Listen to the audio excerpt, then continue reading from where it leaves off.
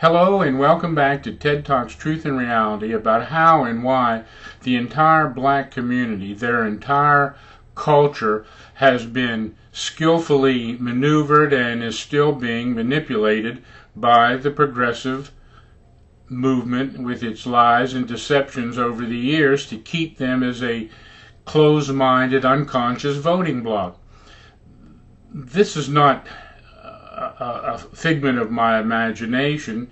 History and truth and the facts prove this to be so. Ever since the early 60s, mid-60s, the liberal Democratic wing saw that here was a prime harvesting ground for future votes. If they could keep this block of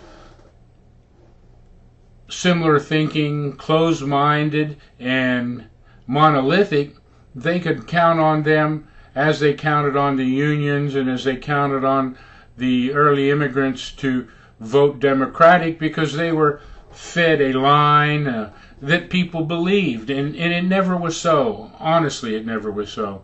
History proves that out. But for some reason, humans have a tendency to forget the lessons of the past, and they allow those things to drift off into the past, and it doesn't have the same meaning or the same purpose or the same feeling as when it happened. Otherwise, we would all be up in arms over the Fast and Furious, the Benghazi scandal, the IRS mistreatment of conservative groups, the invasion into James Rosen's privacy, the NSA leaks that showed that they were eavesdropping on everyday citizens. There is so much that has happened during these last 6 years that just maybe the cause célèbre of the day has replaced yesterday's bad news with more bad news. But that doesn't address my argument in my opening statement that the black community has been blind and unconscious to the fact that they have been skillfully lied to and purposely maneuvered to remain a single-minded bloc that can be called on to vote for the Democrats at a moment's notice. They just have to say, I need your vote, get on out here, and they automatically vote Democrat. And this is the point that I've been trying to get along and over to you all along, is that selfism is the key for both aspects of this tale. Selfism drives the progressive movement because they truly and honestly believe that what they are espousing and teaching is absolutely right and correct, when it isn't.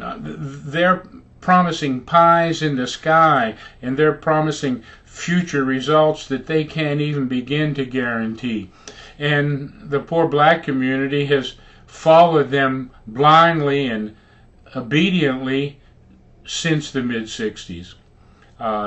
I hate to use this word, but the overseers of this community, Reverend Al and Reverend Jesse, and the Democratic Black Caucus, and many of the other liberal leaders in the black community, blindly hold on to an expectation that has never manifested.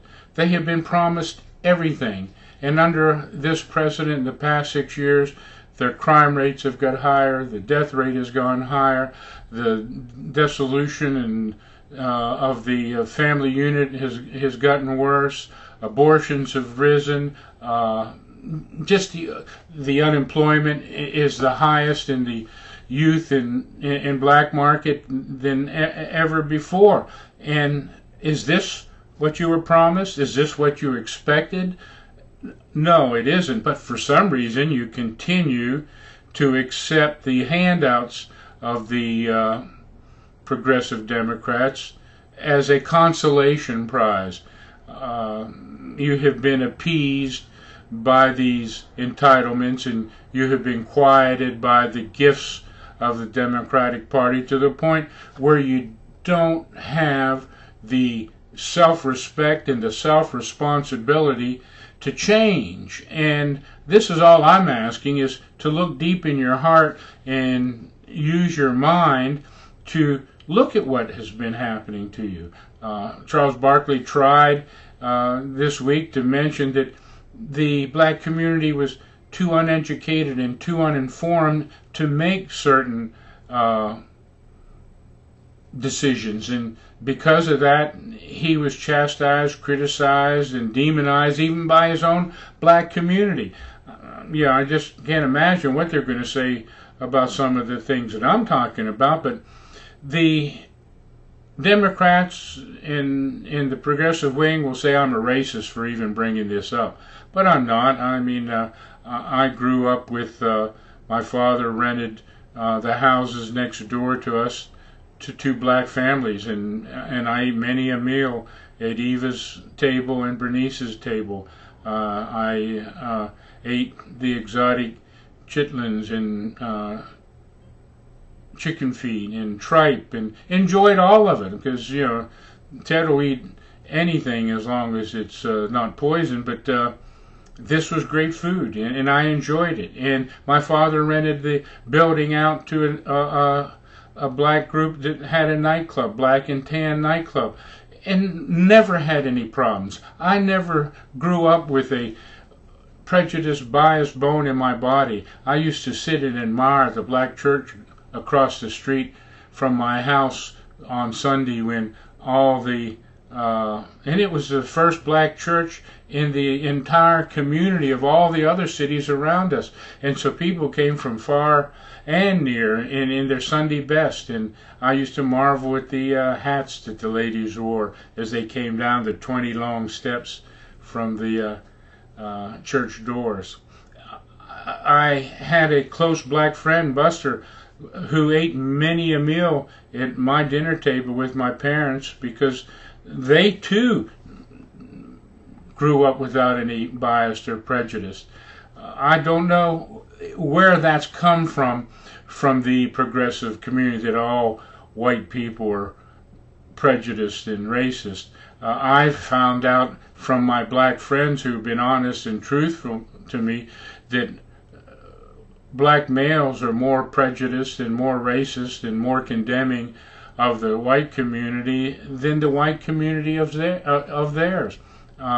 And I know this for a fact. I get into this in the book when I talk about my 23 months of incarceration with the black friends I made, and the discussions we had, and the insights they gave to me about their own mentality and their own choice not to get an education. I also get into my book of my black guru, Mr. Beebe. He was 102, 103 years old when I used to talk to him as a kid, and he used to say to me, the only thing they can't take away from you is your education. And he was 12, 13, 14 years old towards the end of the Civil War. But he was fortunate, as he said. I was taught to read and write, and was a voracious reader, because he had tons and tons of magazines and books in his little one-room shanty that I was allowed to go into one time. And every day as I walked by him, or I ran an errand for him, he used to say, now learn something good today, because that's going to help you later on in life. Well, this hasn't happened for the black community as he hoped and aspired to and wished for back in 1952 and 1953.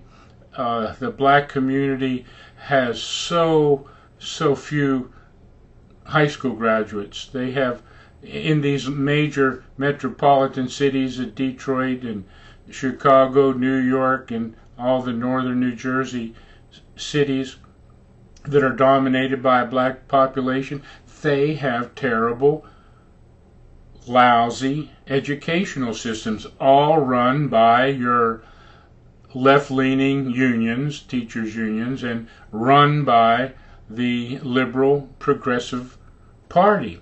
this is the reason why I say that you have been bamboozled and misled, and now that people are starting, and if you look at the conservative black wing of the Republican Party, there are some really sharp